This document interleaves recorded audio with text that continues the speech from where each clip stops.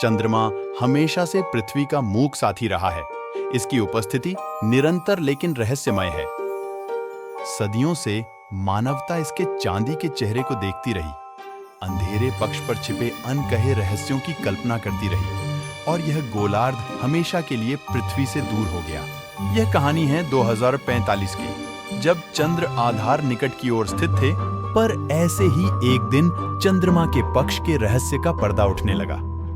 लेकिन फिर भी अज्ञात के कारण सिर पे खतरा मंडरा रहा था। सेलिन 1 के बांझ नियंत्रण कक्ष में मशीनों की गड़गड़ाहट और वैज्ञानिकों की धीमी बातचीत ने डॉक्टर एमिली कार्टर की रात्रिकालीन निगरानी के लिए एक सुखद पृष्ठभूमि तैयार की। बेस कमांडर के रूप में वह चंद्रमा के निकटवर्ती भाग के ताल की आदी हो गई थी, जहां मानवता ने वैज्ञानिक उत्साह के साथ अपनी पहचान बनाई थी। फिर भी आज रात कुछ अलग था। कुछ देर के बाद नियमित संचार एक विसंगति के कारण बाधित हुआ। एक अजीब संकेत जो एक तेज चाकू की तरह सामान्य डेटा स्ट्रीम को काट देता है। डॉक्टर कार्टर की उंगलियां कीबोर्ड से फिसल गईं, सिग्नल को अलग कर दिया और डिकोड किया। उसका दिल जोरों से धड़कने लगा, क्योंकि उसे एहसास हुआ कि यह उससे पहले की किसी भी चीज से अलग था। सभी सिग्नल एक एक करके श्रृंखला के साथ चंद्रमा के अंधेरी साइड से आ रहा था। एमिली का दिमाग तेजी से दौड़ रहा था। वह उत्तेजना और घबराहट के बीच उलझा हुआ था। इसका क्या मतलब हो सकता है? क्या यह एक प्राकृतिक घटना थी या कुछ और? एमिली, क्या तुम्हें यह संकेत मिल रहा है? डॉक्टर आयशा पटेल की आवाज आई, जो बेस के प्रतिभाशाली इंजीनियर थे। एमिली ने उत्तर दिया। उसके तेज विचारों के बावजूद उसकी आवाज स्थिर थी। मैंने ऐसा कभी नहीं देखा। हमें इसकी जांच करने की जरूरत है। सिग्नल की खोज ने नासा में हलचल मचा दी। कुछ ही दिनों में इसकी उत्पत्ति की जांच के लिए एक टीम इकट्ठी की गई। कार्टर को मिशन का नेतृत्व करने के लिए चुना गया था। उनके साथ कैप्टन जैक हार्पर, अज्ञात के प्रति रुचि रखने वाले एक अनुभवी अंतरिक्ष यात्री, और पटेल थे, जिनकी विशेषज्ञता पहेली को समझने में अमूल्य होगी। तीनों चंद्र रोवर शैडो सीकर पर सवार हुए, जो विशेष रूप से चंद्रमा के दूर के कठोर छायादार वातावरण के लिए डिजाइन किया गया था। जैसे जैसे वे दहलीज को पार करते हुए शाश्वत अंधकार में चले गए, निकट की परिचित जगहें धुंधली हो गईं। उनकी जगह दांतेदार गड्ढों और अछूते रेजोलिथ के विशाल भयानक परिदृश्य ने ले ली। तेज बने रहे। कैप्टन हार्पर की आवाज कर्कश हो गई। अब हम अज्ञात क्षेत्र में हैं। खतरनाक इलाके में घंटों घूमने के बाद निर्देशांक उन्हें एक आश्चर्यजनक दृश्य तक ले गए।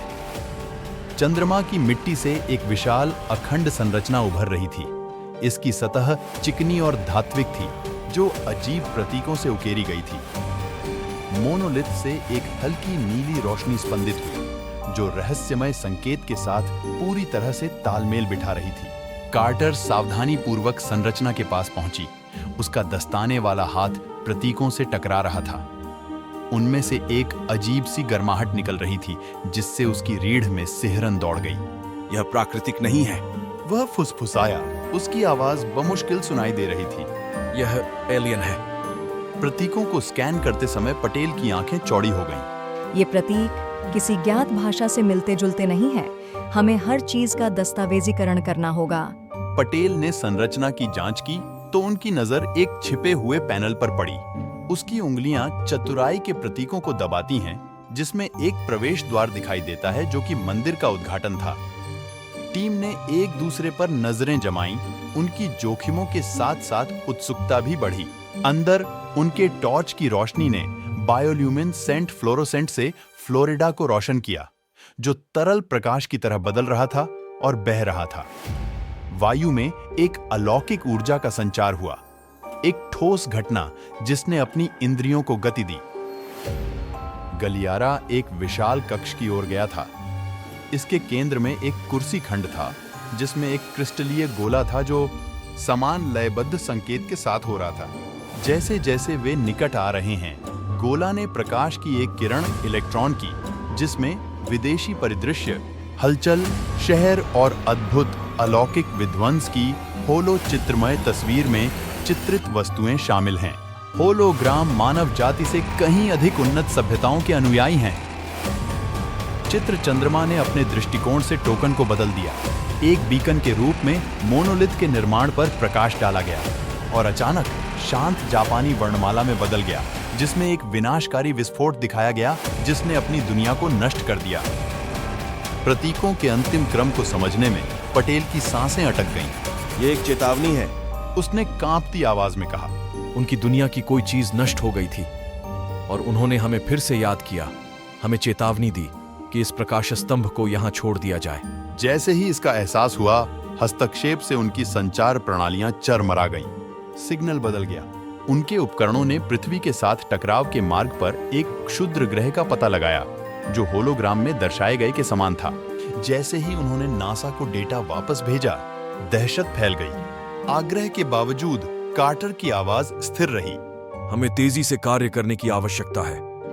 यदि यह विदेशी सभ्यता इसे आते हुए देख पाती तो शायद उन्होंने हमारे लिए कोई समाधान छोड़ दिया होता। कैप्टन हार्पर ने कुर्सी के नीचे एक छिपे हुए डिब्बे का पता लगाया, जिसमें उन्नत विदेशी तकनीक थी। पटेल ने उपकरणों को समझने के लिए बहुत परिश्रम किया। यह एक विक्षेपण प्रणाली हो सकती है, उसने कहा। उसकी आंखों में आशा चमक रही थी। हमें इसे अभी सक्रिय करने की आवश्यकता है, उसने कहा। साथ में वे अपने सिस्टम को विदेशी तकनीक के साथ इंटरफेस करने में कामयाब रहे। मोनोलिथ में जीवन की गड़गड़ाहट हुई, जिससे ऊर्जा की किरणें आकाश में उड़ने लगीं। टीम विस्मय से देख रही थी, क्योंकि ऊर्जा किरणें एकत्रित होकर निकट आ रहे क्षुद्र ग्रह के चारों ओर एक सुरक्षात्मक अवरोध बना रही थीं। विदेशी तकनीक के कारण क्षुद्र ग्रह अपने मार्ग से भटक गया। जैसे ही टीम को राहत मिली, पृथ्वी पर मिशन कंट्रोल में खुशी की लहर दौड़ गई। उन्होंने एक वैश्विक आपदा को टाल दिया था।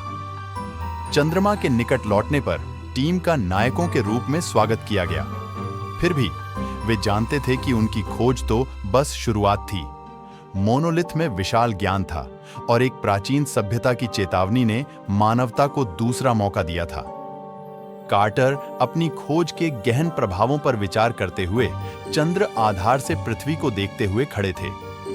चंद्रमा का अंधेरा पक्ष, जो एक समय रहस्य और भय का स्थान था, आशा की किरण बन गया है और जीवन की नाजुक प्रकृति की याद दिलाता है।